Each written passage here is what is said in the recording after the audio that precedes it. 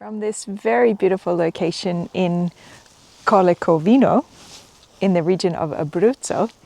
Amazing place, beautiful views of the mountains. And we are now going to drive 1 hour and 10 minutes to a place called Isola del Grand Saso d'Italia. It has come on multiple recommendations, and Louis has also done his prep as... That is going to be the tour of the day, guys. It's going to be there because it looks a lot like in the Norwegian fjords. Why? Because it's a lot of melting ice from the big mountains that we just saw before in the drone shot we took this morning. And it's a lot of water coming, so it's a very fertile, very green, beautiful place between the places like the mountains as we are right now, like this place here in Colle Corvino, or the neighbors here in Moscufo. But right in front we have the Apennines, Towns like Moscufo and Colle Corvino are tucked into these hills below the Apennines and remain pretty hidden from the usual tourist roads. Very beautiful. We're going there. Ciao, ciao. This is our trusty little rental car, which I'm driving in Italy. Is the obstacles on the roads. If you're not used to people walking out in front of the car, or cars kind of just changing directions without really giving an indication, then Italy's the place to learn how to deal with that. But once you get used to it, it's pretty easy, not too stressful, especially when you're in the smaller areas like this. It's pretty relaxed driving. One thing to watch out for though is most Italian towns, even the small ones, have some kind of special restricted zone in the center, and those ones can trick you. Last time we came to Italy, we got a ticket some months later because we weren't aware of that special restricted zone. This time we've paid more attention, and I guess we'll find out in a month or two if we got a ticket. Bueno, ladies and gentlemen, we arrived, I think, in the highest point in this expedition, because we are in the Apennines, Alps, here in Abruzzo. It's 2:30 about-ish, and it's already super cold. So that's why we have decided not to go and take a bigger climb. But you can see it here with the drone shot, what we're talking about. Check this out, babes. Check this out, babes.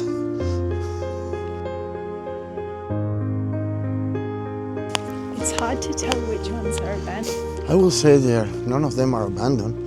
I will say that they have different needs. Louis thought that one was abandoned, and the dog just started barking. And the dog doesn't sound like wow, wow, wow, wow. It sounds like wow, wow, wow. Well, let's go this way, guys. As I was saying, let's go this way. Now let me show you a sign. I love signs. So, here we are in the Grand Saso e Monti della Laga, Parco Nazionale. And today we are going to walk just to here. I'm not quite sure what that says. It says 25 kilometers. It says Isola della Fonti. And it's 40 minutes away. Shh. No, it's not 40 minutes. It's 25 kilometers. And it's an amazing trek. 1 kilometer. What? No. I have eaten too many focaccias. So I don't know if I can make it. Just for you guys.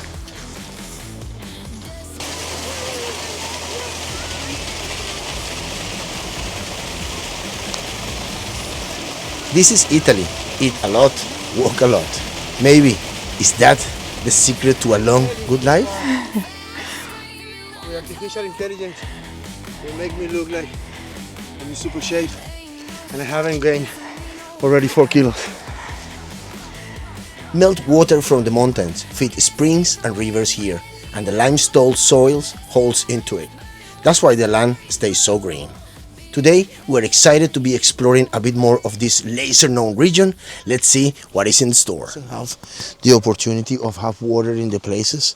So it is a communal water tank in here, where you can obviously see that mostly on weekends they come and fill everything up and then do the washing. We've just been through some water falls over there, which means that basically this is glacier water, so it's 600% to drink. That was my smart comment of the day, guys, and right on with Miss Heidi Nielsen here today. Cállate, que no don't make me laugh that I am fucking filming. Of course we're on the road, it's you driving. It's like, I don't know how you find these roads, man. Seriously, how the fuck you find these roads, Heidi? Verga, we travel and travel and travel and she find the weirdest road in the whole fucking system. Hear your perspective of this kind of cities in Abruzzo, because it's cities that is being very undeveloped. Let's call it undeveloped in the sense that they are small towns with a lot of agricultures and so on. And I will say that so many other modern companies and industries has been adapting into these places.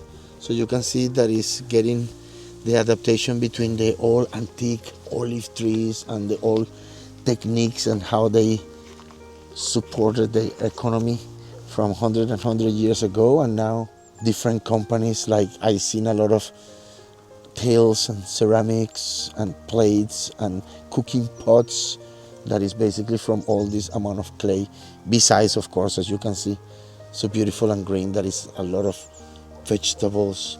Even the meat tastes amazing because the animals grow very happy in here and they eat all this. Much of Abruzzo rises into the Apennines, where village grew around the land itself, vineyards, olive and livestock, shaped by centuries of tradition.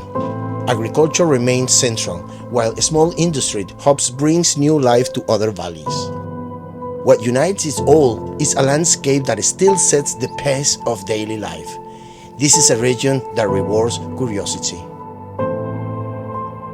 Okay, so we just arrived to Rocca de Calascio, which is a castle on a pretty epic hill or mountain here in Abruzzo, and it was built in the Middle Ages.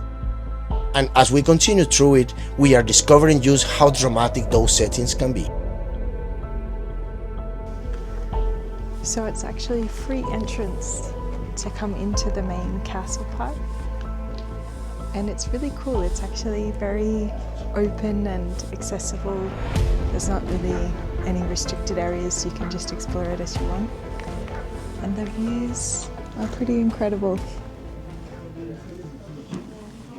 So it's January here for us, and there is some ice or melted kind of snow on the ground, so it's also quite slippery. There's a lot of people here. It's a Saturday, so it seems like a popular place for people to come mountain biking in the area. There's a lot of people out doing some kind of adventure sports, which is nice to see. It seems quite popular. Okay, let's see if we can learn something. Some years ago, we actually came to visit a castle called Castle da Monte, and they had the same kind of graphics and everything on the information card there. So I guess this is the standard for Abruzzo tourism.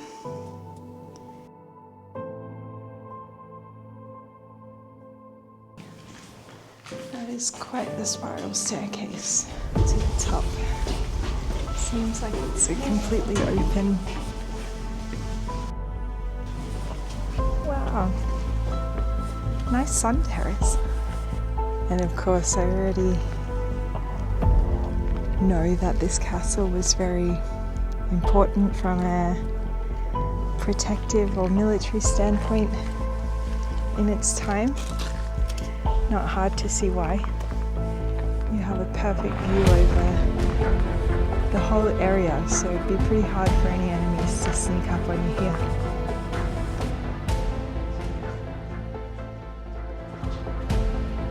Okay, you can see just a little bit there, the outline of the really big peak coming through the clouds.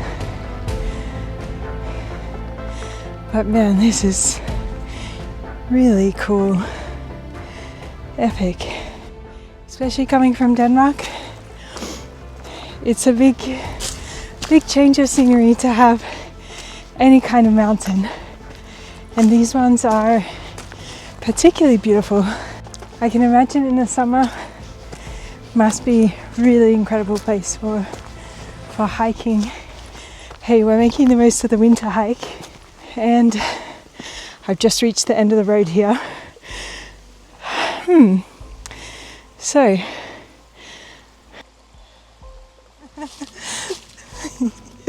how is your walk? Okay. Not as intense as you, who wanted to kill yourself trying to jump out of that cliff. No. No, of course not. Safe I path can see down. you like to walk, but you're from Australia. That's a flat country, Mike. I just took the goat path, that's all. Ah, right. Okay, well, when you have to jump the 4 meters, what are you going to do? Yeah, I would hop across rock to rock. Ah, right. Yeah.